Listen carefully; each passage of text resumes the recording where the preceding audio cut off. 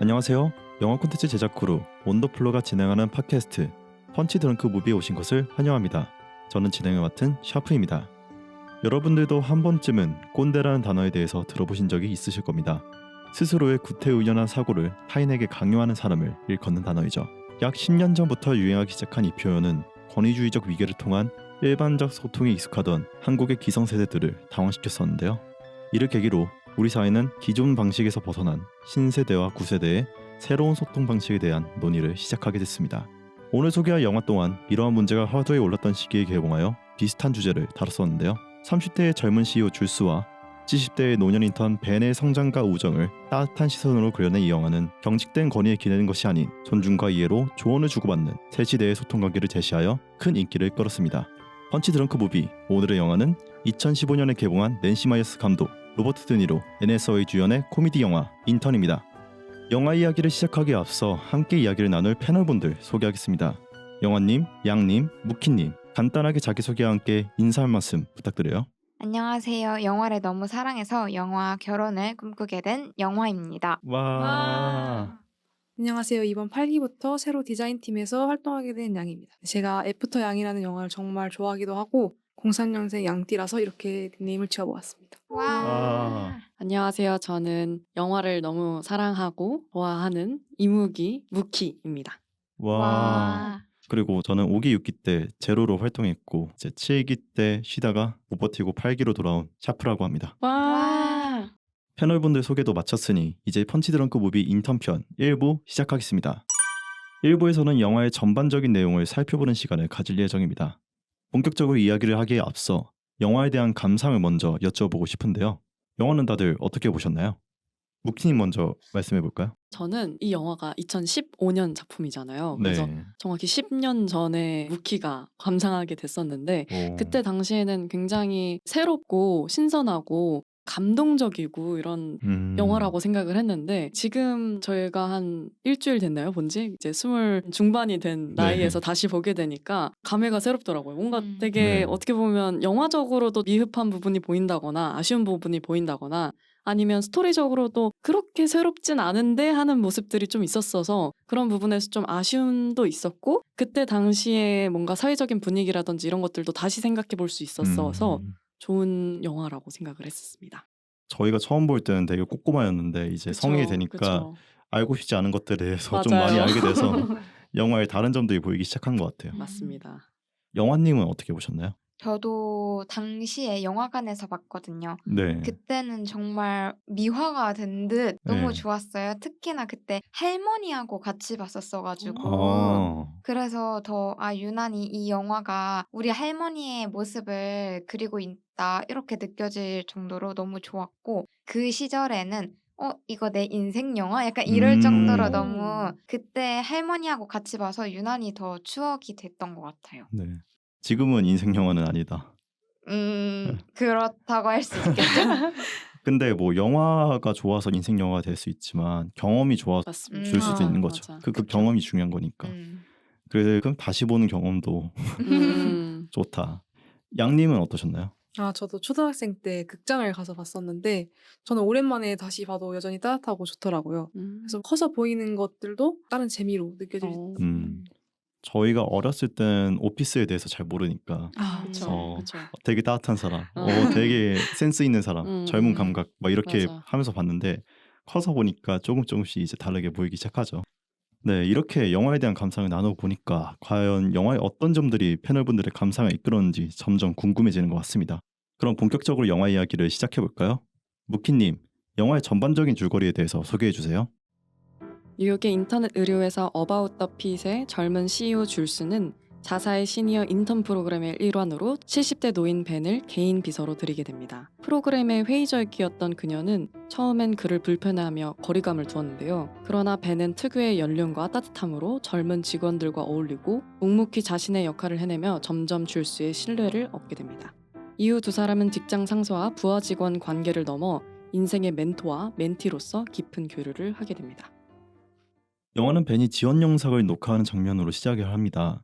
은퇴한 전직 중견기업 부사장이라는 설정에 걸맞게 벤은 오프닝에서부터 엔딩까지 깔끔한 노년 시사의 모습을 제대로 보여주는데요. 패널분들은 이런 벤이라는 캐릭터가 어떻게 다가오셨나요? 무키님은 어떻게 벤의 캐릭터를 보셨나요?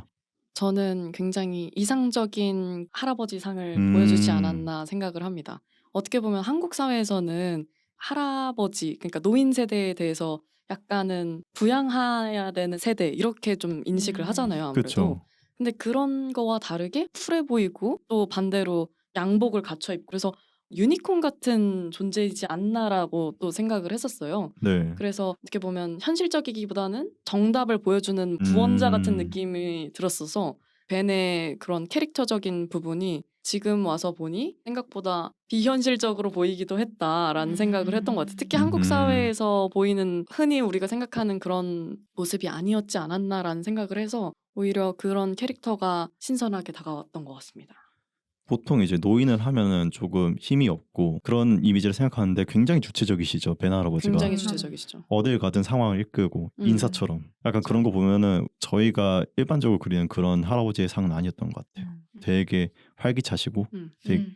젊어 보이시고 오히려 음. 또 그러다 보니까 맞아요. 그랬던 것 같습니다. 맞아요. 양님은 벤이라는 캐릭터에 대해서 어떻게 생각이 들으셨나요? 오프닝과 엔딩을 보면 요가로 마음을 다스리잖아요. 그런 부분이 이제 자신만의 루틴 속에서 사람을 대하는 유연하지만 경건한 태도가 엿보이는 장면이었던 것 같아요. 근데 동시에 나이를 속일 수가 없어서 직장 내에서 혼자 삼성 피처폰을 쓴다거나 아, 아니면 맥북을 켤 줄 몰라서 안절부절하니까 옆에 음. 직원이 좀 안쓰럽게 도와준다거나 네. 그런 모습이 너무 귀여웠던 것 같아요. 그런 장면이 좀 많았던 것 같아요. 약간 나이를 속일 수 없어가지고 벤의 특성이 드러나는 그런 맞아요, 맞아요. 네. 장면들? 맞아요. 그 장면들이 영화에서 주요한 유머 포인트였던 것 같은데 저는 제일 웃겼던 게 노인분들이시다 보니까 데이트 코스 중에 장례식장이 들어가는 아. 거예요.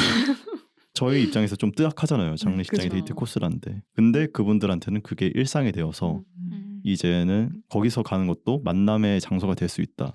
라는 게 너무 뜻깊으면서도 웃겼고 그리고 또 벤을 좋아하시는 초반에 할머니가 계시잖아요. 추파를 맞아요. 드시는 할머니가 네. 새로운 여자를 들고 온 벤을 보고 회사에서 마사지사를 하던 그 분을 연락이 돼서 그 장례식장에 갔었는데 그분하고 같이 나오는 거 보니까 그 건너편에서 욕하는 맞아요. 맞아요. 미들핑거를 이제 맞아요. 들어오는 올리시더라고요. 장면도 되게 재밌었고 그런 유머가 영화에 되게 많았었던 것 맞아요. 같아요. 영원님은 벤에 대해서 어떻게 생각하시나요? 저도 무키님처럼 처음에는 되게 완벽한 이상적인 어른의 모습이구나 생각을 했는데 네. 줄스에게 부탁을 받아서 줄스의 엄마 메일을 지우러 가잖아요. 네. 그때 그런 모습을 보면은 이 사람이 점잖기만한 사람은 아니구나라고를 느끼기도 했고 요가를 통해서 그런 점잖지 않은 모습들을 약간 누르면서 겉으로는 되게 완벽해 보이고 안으로 많은 것들을 스스로 컨트롤할 줄 아는 그런 사람이기도 하구나 싶었어요. 천성이 그런 것일 수도 있지만 기본적으로 자기를 컨트롤 굉장히 잘 하는 그런 점에서 지혜, 연륜 그쵸. 같은 게 드러나는 그쵸. 것 같아요. 맞아요. 보통 그 사람의 성격이라 하면 좀 지루해질 수 있는데 그런 요가를 한다던가 자신만의 방법을 터득한 모습에서 이제 되게 바빠 보이는 줄스랑 다른 나이로 통한 그런 경험치가 드러나서 좀 좋았던 연출 같아요. 맞아요. 네, 이번엔 벤에 대해서 얘기를 해봤는데 줄스에 대해서도 얘기를 안 해볼 수 없을 것 같습니다. 30대의 나이로 유망한 스타트업을 이끄는 줄스는 직접 발로 뛰는 선도적인 리더지만 그만큼 독선적이고 부담감을 많이 짊어진 모습을 보이는데요. 가정과 일의 양립에 대한 고민이나 업계 내 여성차별적인 시선에 대한 고충도 앓는 모습을 보여서 현실적인 여성 CEO의 모습을 아주 잘 보여줬다는 평가가 있습니다. 패널분들은 줄스에 대해서 어떻게 느끼셨나요? 양님은 줄스에 대해서 어떻게 바라보셨나요? 일과 가정의 양립에 대한 고민은 모든 엄마라면 가지고 있는 거잖아요. 그렇죠. 근데 이제 집에서도 바쁘고 이제 사무적인 얘기만 하고 여러 약속 때문에 딸이랑 놀아주지도 못하고 이런 모습이 되게 그런 걸 잘 반영했다고 생각을 해요. 그리고 이걸 제가 초등학교 때 봤을 때도 되게 신기했다고 느낀 게 다른 영화와 다르게 남편이 아예 커리어를 포기하고 그렇게 뭔가 전업주부인 그런 캐릭터를 처음 봐가지고 흔치 않죠. 그런 설정이 되게 인상 깊었던 것 같아요. 네. 작중에서도 보면은 가정과 일의 균형을 잘 못 지켜가지고 네, 맞아요. 가정에서 일 얘기를 하고 일터에서 벤한테 가정 얘기를 털어놓고 그게 역전돼서 막 드러나고 막 그러더라고요. 맞아요. 그 모습도 참 현실적이었던 것 같아요. 무키님은 어떻게 보셨나요? 저는 지금 어떻게 보면 제가 스타트업 기업을 좀 다니고 있는데 오. 이제 저희 대표님이 또 여성 오. 대표시거든요. 그래서 약간 겹쳐 네. 보이는 싱크로율이 되게 높았나요? 약간 그런 부분이 있었던 것 같아요. 그러니까 이게 오. 저희 대표님도 가정이 있으시고 하는데 이제 네. 그런 부분에서 그러니까 가정도 되게 충실하시고 하세요. 되게 열심히 하시고. 근데 이제 거기에서 이동 중에 회의를 한다든지 정신없이 이메일도 쓰면서 그러면서 이제 실수를 저지른 거잖아요. 뭐 자기 엄마한테 그 욕하는 네. 메일을 보낸 그런 실수를 보낸 것처럼 어떻게 보면 되게 바쁘고 정신없고 모든 그 생각들이 옆에 떠다니는 것 같은 예. 그런 부분이 굉장히 겹쳐 보였던 게 있었던 것 같아요. 그래서 그런 부분에서 줄스와 저희 대표님이 굉장히 많이 겹쳐 보이는 부분이 있었고 네. 그리고 제가 어떻게 보면 스타트업에서 일하는 굉장히 그 일개 직원으로서 네. 그런 걸 봤을 때 어떻게 보면 그 줄스가 하는 그런 부분들이 약간은 좀 과한 부분도 있는 것 같고 어떻게 보면 또 현실적으로 하는 그런 부분도 있는 것 같고 왜냐면 어떻게 보면 스타트업이라는 것 자체가 굉장히 유동적이고 맨날 달라지고 어떤 이런 게 참사도 있어요. 발생할 수 있잖아요. 맞죠, 맞죠, 그러니까. 맞죠. 이게 어떻게든 이 물론 문제도 발생할 수 있고 갑자기 하루아침에 말 그대로 CEO 그런 문제가 네. 발생하듯이 그런 것처럼 어떻게 보면 굉장히 그런 모든 상황에 유동적으로 반응해야 되는 그런 부분이 비슷했던 것 같습니다. 그런 점 때문에 제가 줄스를 보면서 들었던 생각이 깔끔하게 부산스럽다. 맞아요, 맞아요. 되게 그런 것 같아요. 되게 뭔가 정확하고 명확하고 행동하는데 무언가 중시하는 신념은 있어 보여요. 근데 나중에 다 지나고 보면은 그 쓰레기판이 돼 있는 거예요. 하나하나씩 쌓여 있어 가지고 저도 맞아요. 약간 웃겼던 게 그 좁은 데서 자전거 타고 다니잖아요. 맞아요. 사무실에서. 왜 그러니까. 타고 다니는 거야 그걸. 그러니까 그러면서 자기만의 루틴을 정하면서 벤처럼 이렇게 깔끔하게 정리를 하는 게 아니라 그거를 약간 안정제 삼아서 하는 것 같다는 느낌도 들더라고요. 그 자전거를 타고 뭐 본인 그런 게 정말 겹쳐 보여요. 약간 그런 식의 루틴들이 CEO 분들이 많이 계시지 않나요? 맞아요, 맞아요. 그러니까 진짜 근데 저도 느꼈던 게 약간 굉장히 그런 부분이 정신이 없다 보니까 차 안에서도 밥을 먹는다든지 이런 것들도 네. 많고 하다 보니까 어떻게 보면 대표님 차를 항상 타다 보면 모든 게 다 있어요. 그냥 이런 부분도 되게 뭔가 공감이 네. 됐던 것 같고 그러다가 이제 벤이 막 그런 거를 다 막 청소했더니 막 정말 잘했다면서 막 네. 이러잖아요. 맞- 그런 부분이 되게 인상적이었던 것 같고 음. 또 뭔가 얘기를 하자면 저는 이제 여성 차별적인 시선에 대해서 줄스 어려움을 겪는 부분이 있잖아요. 근데 네.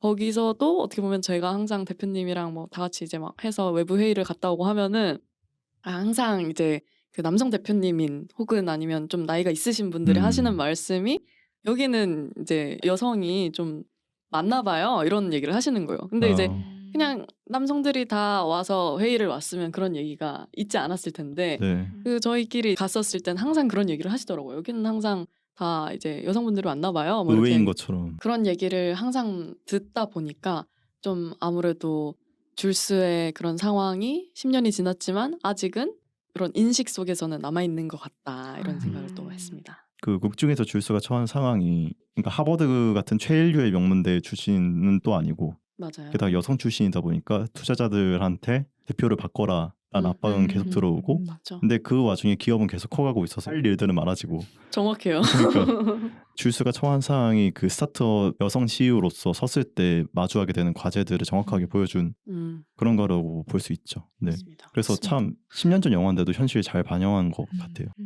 보면서 놀란 부분이 이런 부분이 있는지는 몰랐거든요. 저는 이제 인터넷에 대한 정보는 어렸을 때 워낙에 많이 들었으니까 내용 정도는 알았는데 중에 언급을 보면 이제 줄스가 그 아래에서 회계나 그런 정보 정리를 담당하는 베키한테 잔심부름을 시켰다는 얘기가 많이 들어보잖아요. 그러니까 어머니의 노트북을 막 고친다거나 그쵸. 막 그런 언급이 있고 배달을 한다거나 뭐 그런 거를 시켰다는 얘기가 들려오는데 아무래도 제가 전공이 정책학과다 보니까 기사를 많이 보거든요. 근데 거기 기사에서 보는 문제되는 내용들이 딱 그런 내용들이어서 제가 10년 만에 보니까 생각보다 줄스가 악덕 사장일 수도? 라는 생각이 딱 들더라고요. 그래서 약간 당황스러웠는데 그러면서 또 한편으로 드는 생각으로는 이만큼 우리가 사회가 진보했다는 증거일 수 있겠구나. 어찌됐든 줄스는 참 복합적인 면을 가지고 있는 캐릭터였다. 개인적으로 되게 불안도 많고 벤과 대비되어서 되게 조언을 받을 사람의 위치가 굉장히 확고한 그런 캐릭터였던 것 같아요. 네, 이렇게 서로 다른 벤과 줄스가 가까워지는 과정을 통하여 영화는 서로 다른 세대가 상호작용하는 모습을 그려내는데요. 패널분들은 이렇게 벤과 줄스가 소통하는 장면 중에서 인상 깊었던 장면이 있으신가요? 또 서로를 대하는 벤과 줄스의 태도는 어떤 것 같았는지도 얘기하면 좋을 것 같아요. 영화님은 약간 기억나시는 장면 같은 게 있으신가요? 저는 야근을 하면서 피자를 먹던 장면이 가장 인상 깊었는데 그때 줄스의 회사가 벤이 다니던 회사의 부지를 구매해서 리모델링을 한 약간의 반전이 네, 그게 나오잖아요. 나오죠. 맞아요. 그쵸. 그 장면에서 이들의 관계가 좀 더 눈에 띄게 보였고 그래서 어떻게 보면 줄스도 나중에 벤의 위치가 될 수도 있는 거잖아요. 네. 그래서 성별이 다르지만 벤이 줄스의 미래의 모습처럼 보이기도 했던 것 같아요. 맨 처음에는 이제 줄스가 자기가 시니어 프로그램 하면 좋겠다고 말을 했는데 기억도 못할 정도로 관심이 없었잖아요, 프로그램에. 근데 딱 그 장면 직전에도 벤이 줄스가 하도 일거리를 안 주니까 본인이 술 마시고 있는 기사한테 얘기해서 언질해서 자기가 대신 운전을 한다든지 일거리를 찾고 먼저 다가가는 모습을 보니까 그때부터 호감이 생겼는데 딱 말씀하신 장면 이후로부터 완전히 보는 시선이 달라지게 됐던 것 같아요. 부지 공간이라는 상징성도 되게 좋고 되게 인상 깊었던 장면이었던 것 같아요. 맞아요. 무키님은 어떤 장면이 기억에 남으신가요? 저는 줄스가 술을 굉장히 많이 마시고 네. 이제 벤이 굉장히 그 막 토하는 줄스를 이렇게 막 토닥토닥 해주면서 막 받아주고 이렇게 하잖아요. 근데 그런 부분에서 어떻게 보면 제가 약간 계속 그 의문점으로 남았던 둘의 관계에 대해서 조금 해소가 되는 장면이었던 것 같아요. 유사 부녀 관계를 보여주는 그런 장면이지 않았나라고 생각을 했었어요. 그래서 그 전까지는 회사의 동료로서 아니면 상급자, 하급자로서 그 보는 그런 부분에서 줄스가 계속 다 도움을 받고 그냥 벤이 그런 히어로적으로 와서 다 해결해주는 느낌이 들어서 이상하다라는 느낌이 많이 들었었는데 이 장면을 통해서 의도했든 아니든 뭔진 모르겠지만 아 이런 유사 부녀적인 관계를 만들고 싶었구나. 벤을 좀 아빠 같은 사람 뭔가 이렇게 딱 막 선을 넘진 않지만 그 조언을 해주면서 문제가 있을 때 딱 나타나서 도와주는 그런 사람 든든한 그런 존재로 그러고 싶었던 거 아닐까라는 생각을 했었어서 줄스가 막 아무것도 못하고 막 이런 부분이 좀 답답하기도 하고 그렇게 그려지는 게 좀 마음에 안 들기도 했는데 그런 모습을 의도한 부분일 수도 있지 않을까라는 생각을 해서 그 부분을 흥미롭게 느꼈던 것 같습니다. 확실히 보면은 초반 설정에 벤은 아내를 사별했고 아들만 셋이고 은퇴한 70대 노년의 남성이고 줄수는 이제 남편하고 결혼을 했는데 가정은 딸밖에 없고 그리고 위로는 부모님이 계시는데 부모님에 대한 언급은 아버님이 분명 있으신데도 불구하고 어머니만 언급이 되잖아요. 맞죠. 그런 거 보면 영화가 의도적으로 그 둘의 부녀 관계를 상상하는 거를 방해할 요소들을 다 제거를 시킨 것 같아요. 보다 보면은. 그래서 만약에 벤이 아내가 있고 그런 걸 집어넣었으면은 혹은 줄스의 부모님이 직접적으로 나오는 장면이 나왔다. 그러면은 그 관계에 대한 몰입이 좀 더 깨졌을 수도 있는데 그렇죠. 말씀하신 것처럼 아예 영화가 그런 쪽으로 오독하지 않도록 한 게 아닌가라는 생각이 들기도 했었어요. 양님은 어떤 장면이 떠오르세요? 저는 그 술 마신 기사 때문에 벤이 대신 운전해 주잖아요. 네. 그래서 딱 집에 도착하고 이제 벤이 할까 말까 되게 고민을 하다가 이제 이야기를 던지는데 CEO들이 그렇게 마음에 들지 않으면 꼭 안 정해도 된다 이렇게 말하는 장면에서 나였으면은 저렇게 용기 있게 말을 못했을 텐데 약간 그런 생각이 들기도 하고 그 말을 통해서 줄스가 처음으로 마음을 열게 되는 약간 그런 느낌인 것 같아서 네, 기억에 남았습니다. 확실히 이제 벤이 조언을 주면 줄스가 깨닫고 약간 그런 관계가 좀 많이 이어졌던 것 같아요. 네. 그래서 보다 보면은 살짝 일방적이기도 하다라는 생각이 맞아요. 들기도 했거든요. 왜냐하면 벤은 마치 줄스의 모든 것을 아빠처럼 받아주고 줄스는 항상 고민만 하다가 벤 말 듣고 실행에 옮기고 그게 일방적인 관계가 계속 이어지다 보니까 영화에서 조금 보여주려고 했던 약간 줄스의 모습이나 매력에 대한 부분들이 너무 수동적으로 변하는 게 아닌가 라는 생각이 들기도 했었어요. 그런 의미에서 제가 좋았던 장면이 말씀하신 그 야근에서 서로 통성명하는 장면 이후에 벤의 페이스북을 만드는 걸 도와주는 일을 줄스가 해주거든요. 근데 그게 영화 통틀어서 거의 유일하다시피 줄스가 벤을 도와준 장면이더라고요. 페이스북은 아무리 벤이 유능하다 하더라도 잘 모르니까 70대 노인이니까 그러면서 질문을 하는데 이제 그러면서 벤의 취향을 알게 되는 거죠. 벤은 노래를 어떤 걸 좋아하는데 이거 나도 좋아해요 막 그렇게 얘기를 하고 저는 그런 장면이 좀 더 많았으면 좋지 않았을까라는 생각이 들었어요. 좀 상호 호혜적인 그런 모습을 보여줘야 젊은 사람들도 깨닫는 게 있을 텐데 너무 약간 나이 든 노년의 지혜 최고야 약간 이렇게 되는 것 같아서 살짝 그 장면이 좀 많으면 좋지 않았을까라는 생각이 들기도 했습니다. 그럼 꼬리 질문으로 이제 방금 말씀드렸다시피 영화가 이렇게 벤과 줄수처럼 세대 간의 이야기를 다루고 있잖아요. 사실 세대 간 소통에 관한 이야기들은 우리 실생활에서 가장 자주 부딪히는 문제 중에 하나인데 패널분들도 이제 영화의 벤과 줄수처럼 다른 세대와 이렇게 소통을 해야 할 상황이 있었는지 궁금하기도 해요. 영화님은 혹시 있었나요? 전 지금 회사를 다니고 있어가지고 네. 부장님이나 이런 분들이 일단 기본적으로 저희 부모님 나이벌이어서 그래가지고 기본적으로 일상에서 저보다 윗세대인 사람들과 소통해야 할 상황이 많은데 네. 조부모님하고 함께 자라가지고 약간 소통의 어려움이나 그런 건 되게 없었고 오히려 어른들을 제가 더 좋아해서 그래서 저는 어른들과 얘기하는 게 좋습니다. 되게 그것도 행운인 것 같아요. 와, 진짜. 항상 하시는 말씀들이 있거든요. 제가 뭐 사회에 먼저 나간 선배님들을 만나거나 아니면 직업 캠프 같은 거를 가서 거기에 강사님들 만나면 항상 하시는 얘기가 너희들은 어차피 꼰대랑 일을 해야 된다. 그러니까 꼰대에 익숙해져라 약간 이런 말을 계속 하시거든요. 근데 당연히 그분들이 좀 더 나아지게 도와주시고 반응하면 좋긴 하겠죠. 근데 저희 입장에서도 그분들과 대화하는 법을 배워야 하고 그게 당연한 건데 말씀하신 것 같은 상황이 좀 주어지면 저는 사실 부럽기도 해요. 저희가 잘 몰라가지고 저는 그런 거를 약간 그분들 앞에 서는 게 약간 스트레스가 저는 받아가지고 근데 그런 거를 또 익혀가야겠죠. 이제 뭐 하루하루 사회에 나가게 될 테니까. 그쵸. 무키님은 그런 경험이 있으신가요? 일단 저는 여러 알바를 좀 해봤었는데 네. 그때마다 약간 좀 사장복이 없다고 해야 되나요? 되게 사장님들을 굉장히 약간 흔히 얘기하는 젊은 꼰대 같이 약간 좀 사장님들이 저희가 뭐 레스토랑이나 이런 데서 일하니까 한 30대 뭐 이렇게 하셨는데 제일 위험한 나이대예요. 30대, 40대. 있어요. 오히려 저는 그 나이대가 굉장히 위험하다 말씀하시는 것처럼 그런 느낌이었는데 뭐 저는 일단 처음이고 잘 모르니까 그냥 하라는 대로 다 하고 뭐 네. 이런 식으로 또 많이 했던 것 같아요. 근데 이제 첫 번째 알바를 했었을 때인지 모르겠지만 제가 베트남 반미집에서 알바를 한 적이 있었는데 거기 사장님이 굉장히 약간 벤 같은 사람도 아니고 그냥 되게 라이트하게 그냥 되게 좋은 사장님이셨어요. 한 40대 중후반 되는 사장님이셨는데 제게 막 뭔가를 막 다 하고 너 일하지 마라 뭐 이런 느낌이 아니라 그냥 진짜 친구 같은 느낌? 직장 동료 같은 느낌? 그래서 그때 좀 생각이 좀 많이 달라졌던 것 같아요. 그래서 저는 어떻게 보면 그전까지는 나이 든 분들에게 공경의 자세, 잘 대해줘야 된다. 아니면은 되게 내가 맞지 않는다는 걸 느껴도 아, 네, 뭐 맞죠. 이런 식으로 넘어가야 된다라는 생각만 했던 것 같은데 그냥 그때 그분 만나면서 되게 자연스럽게 그런 부분이 좀 해소가 됐던 것 같아요. 그러니까 어떻게 보면 제가 전에 얘기했던 것처럼 그 한국 사회에서는 뭔가 노년 세대를 좀 어떻게 보면 부양해야 된다 이런 느낌으로 많이 받아들이는 분들이 많은데 근데 그게 아니라 그냥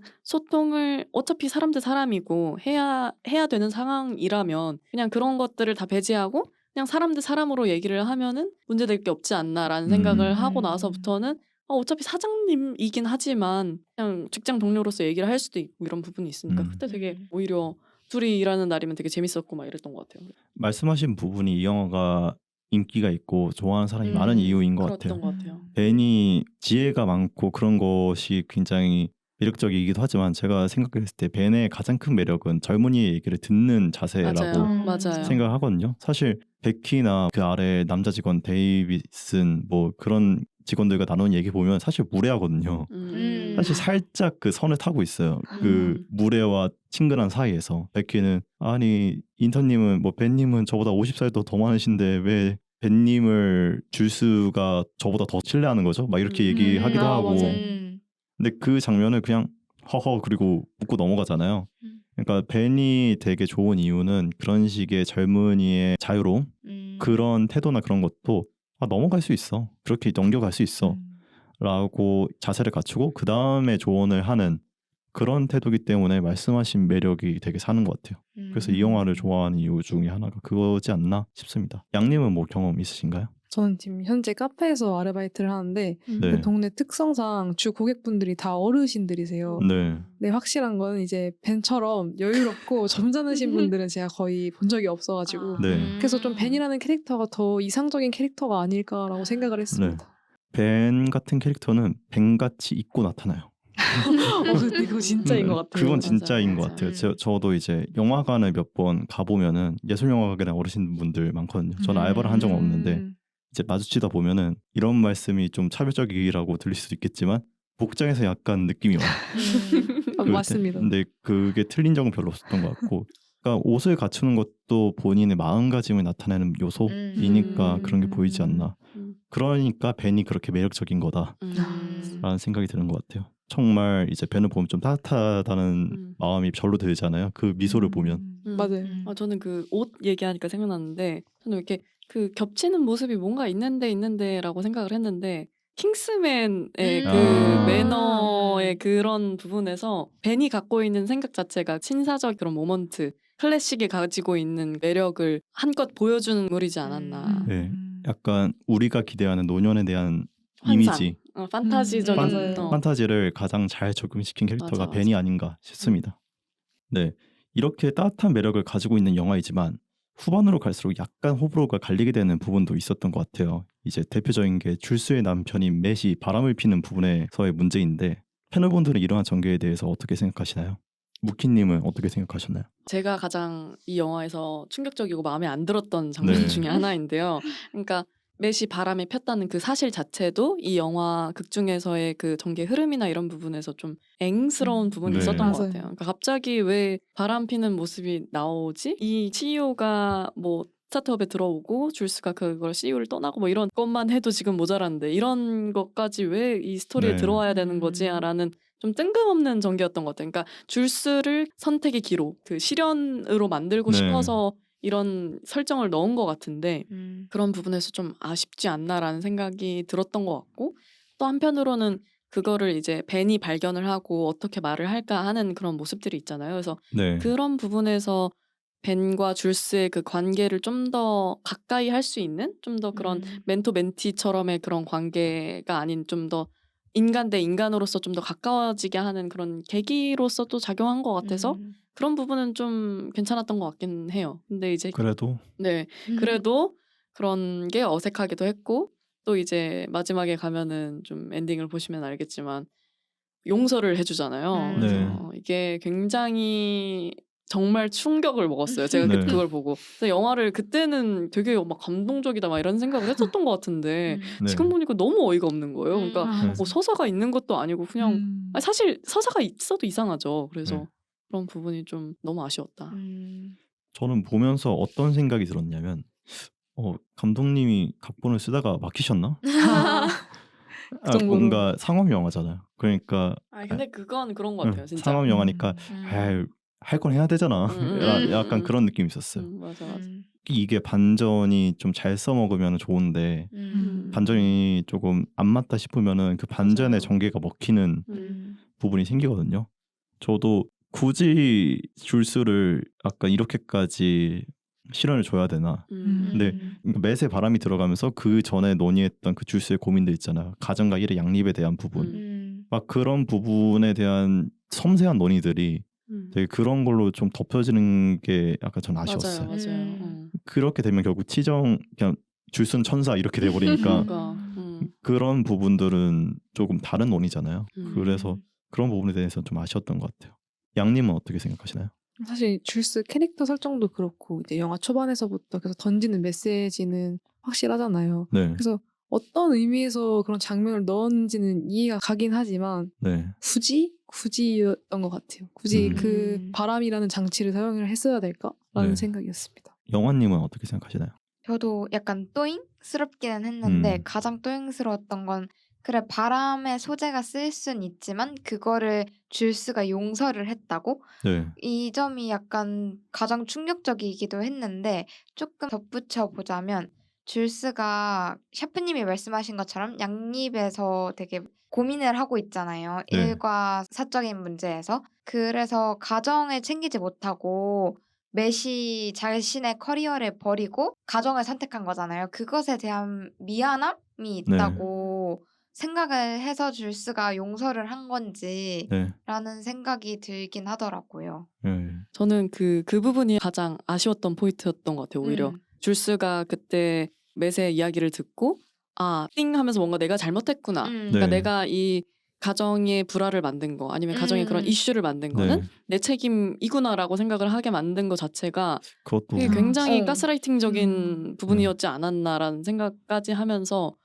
이게 그때 당시 그러니까 10년 전에 그런 페미니즘이 갖고 있는 그런 상황이지 않았나라는 생각이 들었던 것 같아요. 네. 그러니까 어떻게 보면 여성의 가장 네. 으로서의 음. 그런 거는 어떻게 보면 일도 그다음에 사랑도 가정도 잘 지켜야 되는데 그걸 못 지킨 거에 대한 그런 그게 여자 어. 잘못이다 막 이렇게 그렇게 되는 된 거죠. 게. 그러니까 저도 그게 너무 싫었는데 그냥 돈을 잘 벌 수 있는 사람이 돈을 벌면 되는 거잖아요. 굳이 그쵸. 남녀를 따질 것 그쵸. 없이. 근데 거기에 있어서 줄스가 미안함을 본인 스스로 느끼고 있는 것 같아서 음. 그게 너무 약간 짜증났어요. 안타깝고 짜증나고 그때 당시에 여성들이 흔하게 겪을 수 있었던 마음이지 않았나. 저도 그렇게 생각을 하는 게 줄수가 가지고 있는 고민은 사실 되게 섬세한 고민이잖아요. 일을 되게 잘하고 있는데 사실 가족에 충실하지 못한 것도 사실이에요. 가정에 가면 맨날 하는 얘기가 일밖에 없고 저는 봐면서 딱 느꼈던 게 생각보다 남편에 관심이 없다. 약간 그런 느낌이 드는 거예요. 남편과 그쵸. 딸에. 그쵸. 근데 그거는 분명 귀책 사유가 될 수 있거든요. 근데 그런 고민을 진짜 어떤 귀책 사유도 들 수 없는 바람이라는 부분을 집어넣게 되면은 그 부분에 대한 얘기는 사실 생각할 필요도 없어지게 맞아, 되잖아요. 맞아. 완전 맷의 잘못이 되니까. 그쵸. 그러니까 맷의 잘못을 완전히 쏠려버리게 만든 게 좀 잘못이라고 생각을 해요. 이게 그 말씀하신 것처럼 섬세한 고민으로 만들어야 될 부분을 너무 가볍게 나온 것 같아서 그래서 관객들도 당연히 아니 저거가 왜 용서를 해? 라는 마음이 들게 만드는 거죠. 그러니까 오히려 아예 진짜 좀 현실적으로 그런 상황이 있을 수 있잖아요. 바람 피는 상황이 있을 수 네. 있잖아요. 거기서 자기도 화나버려서 나도 바람 필래 해버린다든지. 그럼 이제 부부의 색이 되는 거죠. 그러니까 그게 더 솔직히 현실적이지 않나라는 생각 들기도 했고 뭔가 네. 아예 바람 피는 소재를 넣었다라면 좀 더 다른 방향성으로 풀던지라고 생각을 했던 것 같아요.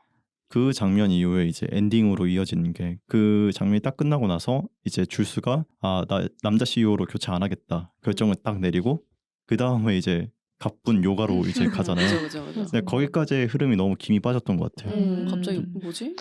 오프닝과 엔딩에서 이제 벤이 요가를 한다 자체는 나쁘지 않은 발상이라 생각하는데 이제 엔딩이 그렇게 나고 나서 쭉 가면서 갑자기 요가를 같이 하는 걸로 끝나는 게 상업 영화로서는 좀 아쉬운 선택이었다라는 생각이 듭니다. 네, 이렇게 1부에서는 영화의 전반적 내용과 감상에 대하여 많은 이야기를 나누어 보았습니다. 아쉬운 점이 아주 없다고는 못하지만 누구라도 품어줄 것 같은 벤의 미소처럼 포근한 매력이 있는 영화라는 건 부정할 수 없겠네요.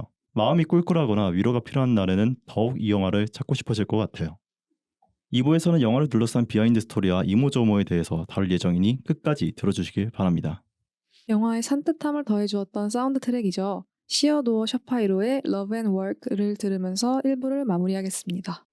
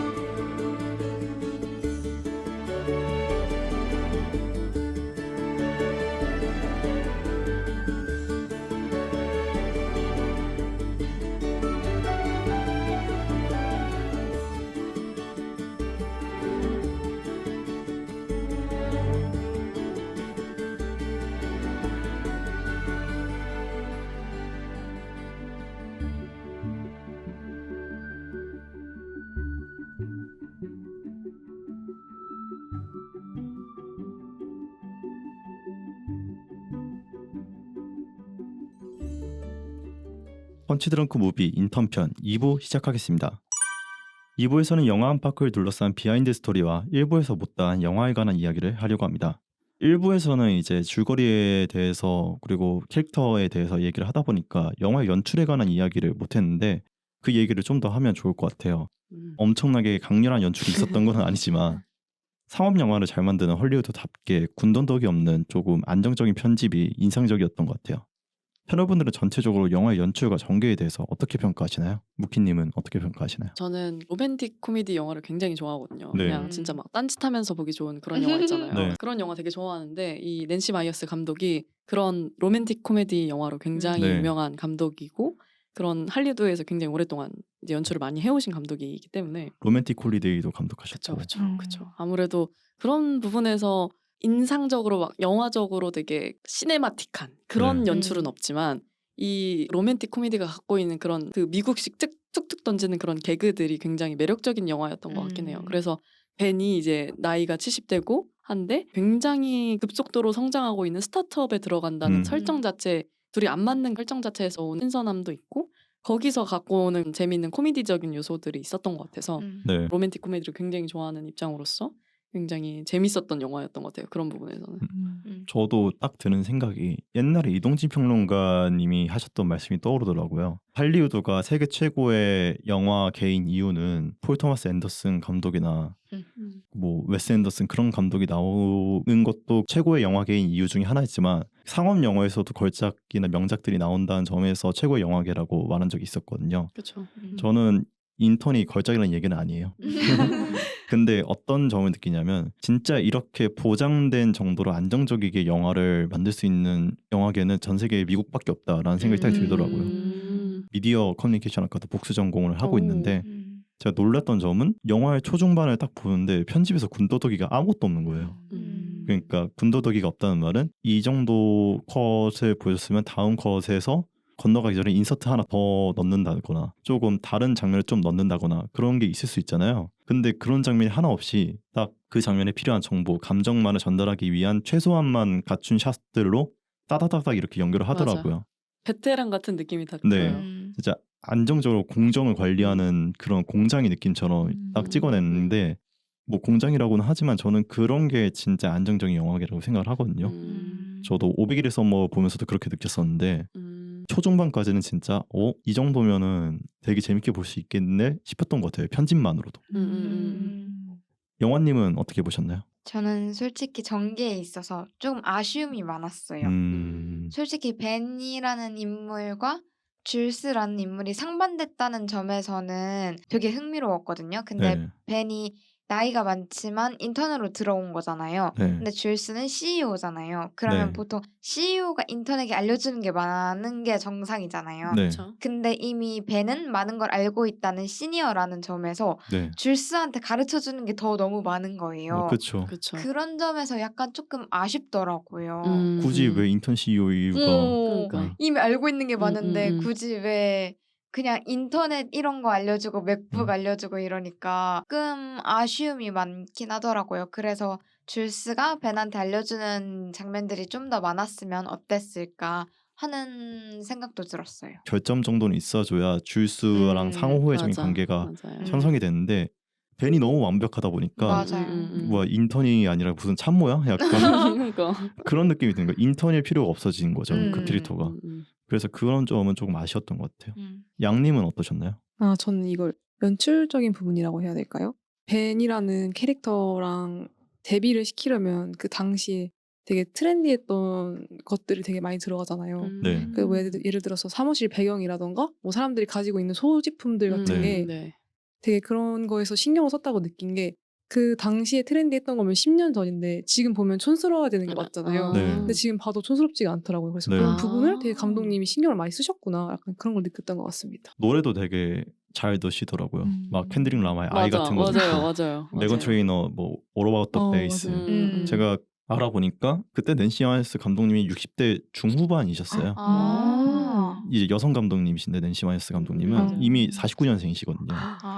나이가 많으시네요. 네, 그때 이미 60대 중반 후반이었는데 그런 감각은 안 죽었던 것 같다. 그런 거. 그래서 되게 더 좋았던 영화인 것 같아요. 그러니까 약간 지금 생각해보면 낸시 마이어스 감독이 나이 든 사람도 이렇게 되게 멋지고 잘나고 할 수 있어 이런 부분도 있어라는 걸 보여준 것 같아요. 그러니까 네. 그 뭐 사람이 어떻게 보면 완벽할 수 없는데 근데 그런 그냥 이상적인 존재를 딱 보여주면서 이런 부분이 있어 알아도 약간 이런 느낌으로 보여준 것 같아서 네. 그런 부분에서 뭔가 인상 깊은 부분이긴 하네요. 네. 너희도 늙어봐 약간 이런 거죠. 맞아요. 네, 이렇게 영화의 연출에 대해서도 이야기했는데 영화의 주연 배우에 대해서도 이야기하지 않을 수 없을 것 같습니다. 바로 명품 배우 애네 서웨이와 로버트 드니로인데요. 두 배우 모두 타 영화에서 보여줬던 모습과는 사뭇 다른 모습을 보여줬는데 패널분들은 둘의 연기가 어떠셨나요? 제가 먼저 말하자면 전 로버트 드니로 되게 좋아하거든요. 이제 뭐 좋아했던 영화 중에 뭐 좋은 친구들이라던가 히트라던가 거기서는 무슨 게임단 보스에다가 강도단 리더 이렇게 나오거든요. 대부에도 나오지 않나요? 대부 2에서 대부, 아마 네, 맞아요. 비토 콜레온의 약간 맞아요. 조직 보스의 옛날 젊은 시절 모습으로 나오는데 거기서 모습을 보면 진짜 살벌하거든요. 막 케이프 피어에서도 연쇄살인마로 나오고. 누가 알았겠어요. 이렇게 인턴으로 들어갈 줄. 그러니까 저도 어렸을 때 맨 처음에 로버트 드니로를 알았던 기억이 인턴이었던 것 같아요. 저도 그래서 그 기억으로 알고 있다가 이제 영화를 좋아하게 되면서 실체를 알게 된 사람인데 이거를 다시 인턴을 보면서 아, 이 사람이 진짜 대배우구나. 70대 딱 초반? 그쯤의 나이였는데 그 즈음에서도 연기를 이렇게 다르게 할 수 있겠구나라는 거를 보면서 느꼈어요. 와, 진짜 이러니까 대배우긴 하구나라는 점을 느꼈던 연기였던 것 같아요. 양님은 어떠셨나요? 찾아보니까 그 주연 배우 이전 영화가 각각 인터스텔라나 아메리칸 허슬에서 이제 보여줬던 모습을 생각하면은 정말 인터넷에서는 그런 느낌이 아예 안 나서 맞아요. 역시 대배우들은 연기를 정말 잘하는구나 이렇게 느꼈습니다. 맞아요. 인터스텔라에서는 되게 프로페셔널한 과학자고 그쵸. 아메리칸 허슬에서도 깽단 보스예요. 로버트 드니로. 그러니까 그 정도로 험했던 영화를 했던 배우인데 이렇게 모습이 보이는 것 자체가 그쵸. 되게 놀라운 거죠. 연기 변신도 어떻게 보면 그 보통 흔히 약간 뭐 로맨틱 코미디 하는 사람이 약간 네. 그런 스릴러 도전했다가 좀 실패하는 경우가 많잖아요. 근데 또 맞아요. 반대로 그런 되게 뭐 스릴러라든지 아니면 그런 누아르라든지 이런 걸 하다가 로맨틱 코미디 뭐 이런 걸 하는 그런 부분이 굉장히 어색하게 또 네. 느껴질 때도 또 있는데 로버트 드니로가 그런 부분에서 되게 너무 과하지 않게 잘 한 부분이 있는 것 같아요. 보통 그렇게 넘어온 배우들은 오히려 그 어색함을 재미로 삼는 경우가 있거든요. 맞아요. 엄태구 배우처럼. 맞아. 그런 경우가 있는데 로버트 드니로는 아니 저 사람이 스릴러를 했었어? 그러니까 라는 아예 생각이 그냥 들 정도로 그 다른 사람 같잖아요. 네. 로버트 드니로를 어떤 평론가분들은 영화 역사상 최고의 배우로 꼽는 배우도 있는데 그런 이유를 확실히 알 수 있었던 것 같아요. 맞아요. 무키님은 어떠셨나요? 앤 해서웨이의 네. 악마는 프라다를 입는다를 영화를 굉장히 좋아하는 사람으로서 네. 그 앤디가 이제 약간 환생해서 아니면 혹은 그 커서 이제 그 스타트업에 자기 이제 또 의류 회사잖아요. 네. 거기서 이제 내가 이제 프라다를 입어보겠다, 악마가 네. 돼보겠다 이렇게 생각을 한 것 같아서 그런 부분에서 되게 좀 감회가 새로웠던 것 같아요. 저도 이제 악마를 프라다를 입는다는 보지는 않았지만 유명한 장면, 유명한 대사 정도는 알거든요. Can you spell 바가나 막 이런 거. 바가나 스펠링이 몰라가지고 막 앤디가 맞아요. 물어보고 막 그랬던 장면이 기억이 나는데 그런 영화를 낸시 마이어스도 만들면서 아마 염두를 했던 것 같아요. 이런 모습을 연출했을 때 이제 NSA에 대한 오마주나 패러디가 좀 많은 것 같았는데 주요 공의 이름 중에 어느 주에서 드레스를 주문했다가 취소했나? 그 주문의 맞아요. 고객 이름이 레이첼이거든요. 근데 그 NSA의 전작 중에 레이첼 결혼하다라는 영화가 있어요. 약간 그런 거 보면은 낸시 마이어스 감독이 그런 패러디 개그 같은 거를 조금 몇 개 넣은 것 같기도 하더라고요. 영화님은 어떻게 보셨나요? 저도 샤프님처럼 두 배우 둘 다 캐릭터를 뱉지 않고 그대로 흡수한다는 걸 되게 많이 느껴가지고 네.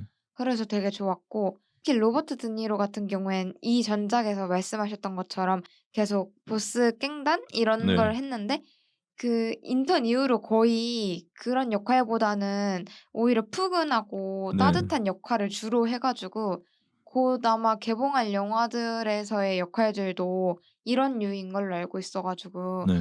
확실히 연기 변신을 잘 했다라고 생각이 들어요. 저도 이제 그런 영화를 이제 후반부터 나오기 시작하더라고요. 워이드 그랜파 뭐 이런 것도 나오고 그랬는데 또 플라워 킬링문이나 조커 보면 또 아니에요. 아직도 도끼가 남아 있으시다. 심지어는 플라워 킬링문은 80대에 찍으신 영화인데 진짜 무시무시하거든요. 그걸 되게 자유자재로 바꾸는 게 굉장히 능하신 것 같아요. 그러니까요. 네, 이제 배우와 관련해서 더 얘기해 보자면 최근에 인턴의 한국 리메이크가 확정이 되었다는 뉴스가 들려왔는데 줄스 역에는 이제 마이네임으로 유명한 한소희 배우가 벤 역에는 최민식 배우가 캐스팅되었다고 해요. 패널분들은 이러한 캐스팅에 대해서 어떻게 생각하시나요? 최민식 배우님도 약간 전작들 네. 보면은 네. 되게 역할이 무서운 역할들 장경철 막 음. 악마로 네, 왔다 그래서 이런 거. 어렸을 때부터 아 저분 되게 무서운 사람이다 약간 네. 이 정도였는데 이분이 또 인턴에서 벤 역할을 하시면 정말 로버트 드니로처럼 변신해서 네. 나타날까? 약간 이런 궁금증이 있는 거예요. 약간 닮으셨기도 해요. 약간 음. 닮았어요. 약간 닮았어요. 네, 닮았어요. 그리고 젊은 시절에 최민식 배우가 메소드 배우로 되게 유명한 배우인데 로버트 드니로가 메소드 배우 할리우드 계보 중에서 제일 유명한 배우 중에 오. 하나거든요. 그거를 거의 정립했다고 후대에 음. 영향받은 크리스천 베일이나 다니엘 데이 루이스가 다 로버트 드니로한테 영향을 받았다 오. 얘기할 정도로 맞아요. 그 면모에서 유명한 배우인데 한국의 로버트 드니로가 누구냐 했을 때 보통 평론가 분들 중에서는 최민식이라고 말하는 분들이 많더라고요. 맞죠. 그런 면에서 되게 맞는 타이캐스트 아닌가 약간 이런 생각이 들기도 했었어요. 무키님은 어떠셨나요? 그 반면에 약간 이제 한소희 배우가 캐스팅된 거에 대해서 약간 좀 생각을 해봤는데 네. 좀 어느 지점에선 잘 어울릴 것 같으면서도 어느 지점에선 좀 안 어울릴 수도 있을 것 같다는 생각을 했던 것 같아요. 그러니까 차가운 이미지가 좀 있잖아요. 네. 한소희 배우가. 맞아요. 근데 그런 부분에서 줄스의 그런 냉철한 뭐 CEO의 모습 뭐 이런 것 좀 네. 보여줄 수 있다 싶다가도 약간 어떻게 보면 그 원작에서의 줄스는 조금 막 놓치는 부분도 있고 막 실수도 하고 약간 이런 부분이 있잖아요. 근데 네. 한소희 배우가 그런 부분이 잘 어울릴까? 그리고 약간 좀 최근까지는 좀 되게 어린 역할들도 많이 해왔잖아요. 한소희 예, 배우가. 맞아요. 그래서 나이도 약간 좀 젊은 느낌이 좀 들기도 하고 뭐 네. 약간 여러 가지 생각이 들긴 했었는데 또 워낙 한소희 배우가 좀 다양하게 연기를 많이 하는 타입이잖아요. 예. 액션도 많이 찍으시고 그다음에 또 그런 멜로도 좀 찍으시고 좀 부드러운 연기도 할 때도 좀 있고 그래서 그런 부분에서 오히려 좀 더 줄스와는 다른 매력으로 보여주지 않을까 싶어서 그 부분이 좀 기대가 되더라고요. 한소희가 하는 코미디가 기대되기도 해요. 한 번도 코미디는 못 본 것 그쵸. 같아서. 아 그러게요. 저는 약간 그래서 한소희 배우와 그 이제 최민식 배우가 이제 찍는 그 인턴의 영화가 좀 한국 그 신파 상업 영화가 되지 않기를 바라는. 그러니까 한국신 인턴에서 막 되게 막 눈물 마지막에 끌어안고 내가 뭐 미안해. 그게 되지 않았으면 하는 마음인데 근데 네. 또 이제 배우가 두 분이 그런 느낌으로 하는 배우는 또 아니라고 생각이 좀 네. 들더라고요. 그래서 그냥 그런 영화를 찍을 것 같지는 않아서 오히려 그런 부분에서 좀 새롭게 각색을 했으면 좋겠다라는 네. 좀 생각을 했어요. 인턴은 개봉 당시에 미국 본토보다도 아시아에서 반응이 좋았고 특히 한국은 미국을 제외한 국가 중에서 유일하게 흥행 1위를 찍었을 정도로 인기가 높았다고 해요. 패널분들이 이러한 인기의 요인이 무엇이라고 생각하시나요? 무키님은 어떤 요인이 좀 작용한 거라고 보세요? 저희 네. 한국 자체가 좀 아무래도 그런 장유유서, 유교 사회 이런 게 좀 그렇죠. 많이 심하잖아요. 근데 그런 부분에서 어떻게 보면 그 당시에 되게 쿨했던 약간 좀 네. 개방적이고 모든 답을 알고 있을 것 같은 그런 네. 사람으로 묘사가 되는 그런 벤의 모습을 보고 사람들이 사이다 혹은 아니면 되게 아 이런 사람이 그치 우리 사회에서 어른으로 모셔야 되는 분이지 뭐 네. 혹은 잘 본받아야지 이런 생각이 들어서 그런 부분에서 좀 희열을 느꼈던 것 같고 또 반대로 어떻게 보면 모셔야 된다는 생각만이 아니라 동등하게 이제 직장 동료로서의 관계로 생각을 했을 때 그런 부분에서 신선하다라는 생각을 했었던 것 같아요. 영원님은 어떻게 생각하시나요? 저는 상업 영화의 특성이 쉬워야지 즐기기가 쉽잖아요. 네. 그래서 그런 부분이 남녀노소 할 것 없이 즐기기 쉬웠기 때문에 인기의 요소가 되지 않았나 싶어요. 저만 네. 봐도 할머니랑 주말에 네, 같이 맞아요, 맞아요. 영화관에 가서 본 거였으니까 그런 요소가 영향을 끼쳤다고 생각해요. 앞서 말한 메시지가 쉬운 그 영화의 전달력이랑 합쳐져서 되게 인기를 잘 끌 수 있었던 것 같아요. 양님은 어떻게 생각하세요?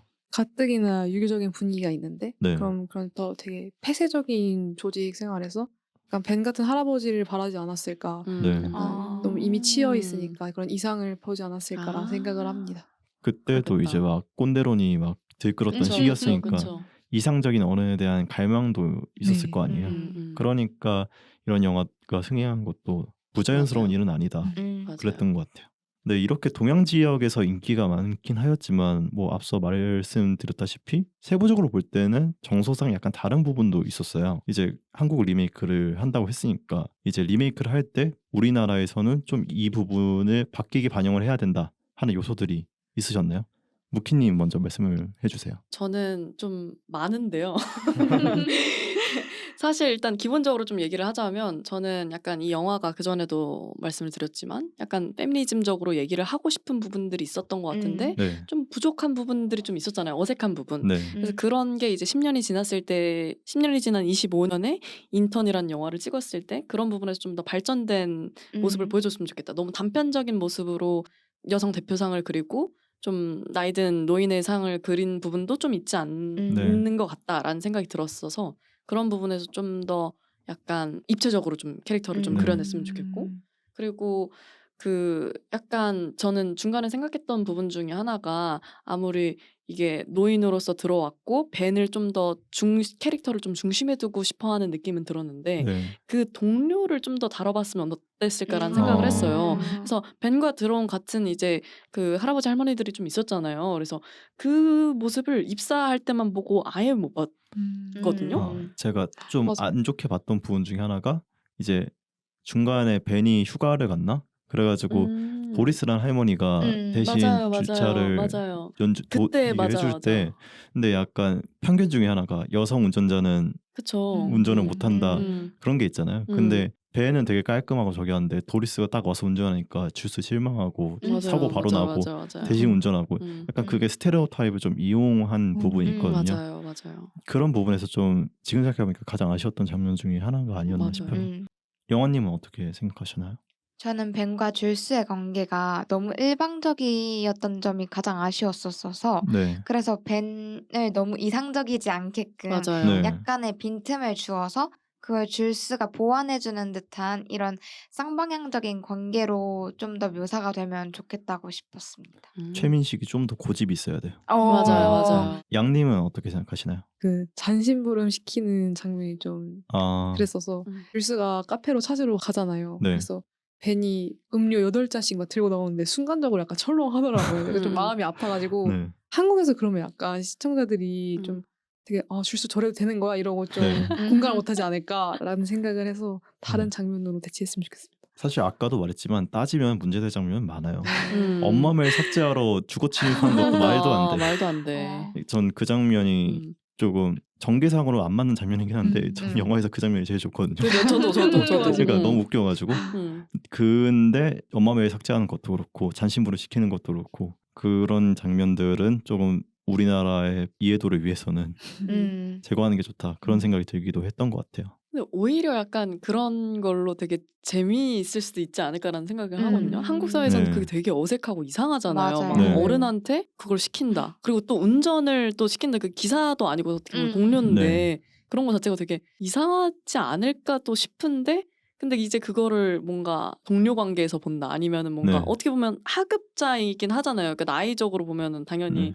많은 사람이지만 그래서 그런 거를 하면 또 약간 재밌을 수도 있지 않을까? 근데 한국 사회는 절대 그거를 막 논란 뜨고 막 이러지. 네. 확실히 이런 재밌는 부분들이 많은데 리메이크 할 때 각본으로 확실히 살려주셨으면 리메이크 작품의 특성상 전작과의 비교를 안 할 수가 없거든요. 그쵸. 그런 부분에선 좀 더 발전된 리메이크가 나오길 기대해 보는 것 같습니다. 마지막 질문입니다. 인턴을 보면서 떠오르셨던 영화나 같이 봤으면 하는 영화가 있으셨나요? 무키님 있으신가요? 저는 이상적인 그 배울 점이 있는 사람을 좀 상상해 봤을 때 죽은 네. 시인의 사회 이런 게 좀 생각이 났거든요. 로빈 윌리엄스. 그쵸. 레전드 영화고 명작이긴 네. 한데 그런 것과 어떻게 보면 좀 대비돼 보이는 것도 있고 본받을 사람을 봤을 때 그런 부분에서 좀 비교되는 부분도 있는 것 같고 네. 어떻게 보면 죽은 시인의 사회에서는 좀 더 그 선생과 학생으로 그려지는 거잖아요. 그러니까 네. 물론 명확하게 그려지는 그 관계고 뭔가 이상할 게 없는 관계긴 하지만 거기서 오는 그런 나이가 많은 사람을 뭔가를 가르쳐 준다고 했을 때의 그런 부분이 좀 더 잘 그려진 묘사가 된 그런 영화이지 않나 싶어서 그런 영화도 좀 생각이 났던 것 같아요. 맞아요. 영화님은 어떤 영화 있으신가요? 저는 I Can Speak인데 네. 이 영화에서 좀 더 세대 간 사이의 소통을 양방으로 해주는 묘사가 많이 드러나거든요. 네. 그래서 인턴을 보고 아쉬움이 있었다면 I Can Speak로 채울 수 있을 것 같다는 생각이 들어서 추천을 합니다. 남은희 배우가 굉장히 연기를 오, 잘하셨잖아요. 맞아요. 그걸로 이제 3대 영화제에서 여우주연상을 다 수상하신. 오. 양님은 어떤 영화가 있으신가요? 저는 보면서 자연스럽게 비긴 어게인이 떠오르더라고요. 오. 이제 주인공 둘 다 다른 성별의 다른 연령대인데 로맨스 없이 서로에게 네. 배우고 채워 나가준다는 서사가 뭔가 그런 게 걔를 같이 했던 것 같아서 네. 생각났던 것 같아요. 6기 때 비긴 어게인 할 때 제가 방송 대본을 썼었는데 그런 부분도 똑같이 장점으로 얘기가 나왔었어요. 그런 거에 대한 피로감이 확실히 있다. 너무 러브라인을 강요하고 막 그런 게 맞아요. 거북하잖아요. 그리고 70대와 30대의 러브라인은 좀 거시기 하잖아요. 안 되죠. 그런 면에서 이런 영화도 좀 있어주는 게 좋다. 약간 그런 생각이 드는 것 같아요. 맞습니다. 저도 이제 추천 영화를 하자면은 나머지 분들은 주제에 관한 얘기를 하셨으니까 전 배우에 관련해서 케이프 피어를 추천해 드리거든요. 이 사람이 이렇게 살벌한 사람이었구나 라는 거를 알 수 있는데 거기서의 로버트 드니로는 진짜 감독이 이거 쓰면서 로버트 드니로밖에 생각을 안 했겠다 그러니까 싶을 정도로 그 사람만 소화할 수 있는 괴물 같은 연기를 막 하거든요. 궁금하다. 그 장면과 이 영화를 비교해서 보시면 비록 50대 시절과 70대 시절이긴 하지만 야, 이 배우가 어마어마한 대배우이구나라는 거를 단박에 느낄 수 있는 영화입니다. 좀 충격적일 것 같긴 하네요. 네. 인턴을 상상하고 봤다가 할아버지 왜 그래요? 할아버지 젊은 시절이란다. 네, 이렇게 2부에서는 영화 안팎의 이야기들도 나눠보았습니다. 개봉한 지 10년이나 지난 영화임에도 이렇게 이야기할 거리가 많은 거 보면 앞으로 개봉될 리메이크도 기대를 하지 않을 수 없을 것 같습니다. 그럼 이제 최종적으로 영화의 별점을 매겨볼까요? 저희 팟캐스트의 별점 방식 아시죠? 별점이 10점 만점에 5점 이하면 별로라는 의미에서의 펀치, 그리고 이 영화의 별점이 6점 이상이면 취할 정도로 좋다는 의미에서 드렁크로 구분해서 평점을 매길 겁니다. 그럼 지금까지 나눈 이야기들을 종합해서 인턴을 평가해 보겠습니다. 저 먼저 하자면 6점 드렁크고요. 한 줄 평은 아쉽다는 생각이 들다가도 로버트 드니로의 인자한 미소만 보면 확실히 아쉬운 점이 많긴 하지만 영화가 애초부터 목표했던 그 매력점들은 다 살린 영화라고 생각을 해요. 영화에서 보여주고 싶었던 거는 어른의 약간 인자한 키다리 아저씨의 인자함을 좀 보여주고 싶었던 게 이 영화의 목표였던 것 같아서 그런 것만 생각하면은 확실히 그걸 잘 살려냈다. 그래서 즐겼다는 의미에서 6점 드립니다. 저도 6점으로 드렁크고요. 벤이라는 캐릭터 자체가 너무 좋아서 한 줄 평은 노련함과 따뜻함으로 증명해낸 경험의 가치라고 하겠습니다. 저는 10점 만점에 저도 6점으로 한 줄 평은 로버트 드니로의 품을 넘쳐버린 수많은 경험들. 이게 경험을 통해서 감독이 하고 싶은 것들이 너무 많았잖아요. 네. 약간 페미니즘도 다루고 싶었고 약간 시니어에 대한 경험들도 다루고 싶었고 근데 그게 적절하지 못하고 너무 넘쳐버려서 어떤 걸 하고자 하는 건지 잘 모르겠어서 그래서 그걸 한 줄로 담아봤습니다. 저는 5점 펀치이고요. 좀 아쉬움이 많은 영화라서 좀 했던 것 같아요. 그치만 5점을 준 이유도 좀 있는데 저는 원래 더 낮게 좀 주고 싶었는데 좀 약간 어릴 때 봤던 이미지와 그리고 좀 그때 당시 10년 전이라고 생각을 했을 때면 높은 점수를 줄 만하다라고 생각을 해서 5점을 준 것 같고요. 그리고 제 한 줄 편은 히어로 꼰대와 아쉬운 페미니즘이 남은 판타지 영화라고 생각했습니다. 말도 안 되는 히어로적인 그런 꼰대의 모습이 나오는데 거기서 아무것도 하지 않는 되게 주도적이지 않은 그런 여성상이 나오면서 좀 되게 어색한 느낌도 많이 들고 그래서 한국에서 제작을 하고 있는 그 인턴이 굉장히 잘 나왔으면 좋겠다 바람이 있습니다. 약간 직설적으로 얘기를 하자면 아저씨 페미니즘이다. 네, 맞습니다. 시대가 바뀐 만큼 발전된 모습을 원합니다. 잘 보이길 바라겠습니다. 네, 오늘은 영화 인턴에 대해서 톱파보는 시간을 가졌습니다. 짧은 시간에 어려운 영화가 아니었음에도 불구하고 이렇게나 많은 이야기를 나눴다는 게 정말 놀랍네요. 역시 영화의 세계는 그 어떤 영화든 넓고 다층적인 것 같습니다. 요즘 대학생들은 선생들 위에서 서고 싶어하고 선생들의 가르침에 논리가 아닌 그릇된 생각들로 도전한다. 이 말이 며칠 전에라도 들은 것 같이 익숙하지 않으신가요? 사실 이 말은 700년 전의 신학자 알바루스 펠라기우스가 남긴 말입니다. 이는 세대 간의 갈등과 몰이에는 한 시대의 일이 아닌 동서고금을 막론한 일이라는 걸 알려주죠. 이렇게 지속되어 왔던 문제가 과연 사라질 수 있을까요? 그에 대한 대답은 누구도 확실하게 할 수 없지만 전 적어도 우리가 노력은 할 수 있다고 생각합니다. 젊은이들의 어리광과 고민을 부드러운 미소와 함께 들어주고 조언했던 벤처럼, 벤에게 적극적으로 조언을 구하고 주체적으로 수용했던 줄스처럼 서로 가진 장점과 차이를 존중해가며 다가가다 보면 어제보다는 더 화목한 세상을 만들어갈 수 있지 않을까요? 어쩌면 그냥 지나칠 수 있는 이런 착한 영화들을 우리가 놓치지 말아야 할 이유는 바로 이런 데에 있을지도 모르겠습니다. 그럼 오늘 방송 여기서 마치도록 하겠습니다. 지금까지 진행의 샤프, 패널의 무키 영화 양이었습니다. 다음 시간에 만나요.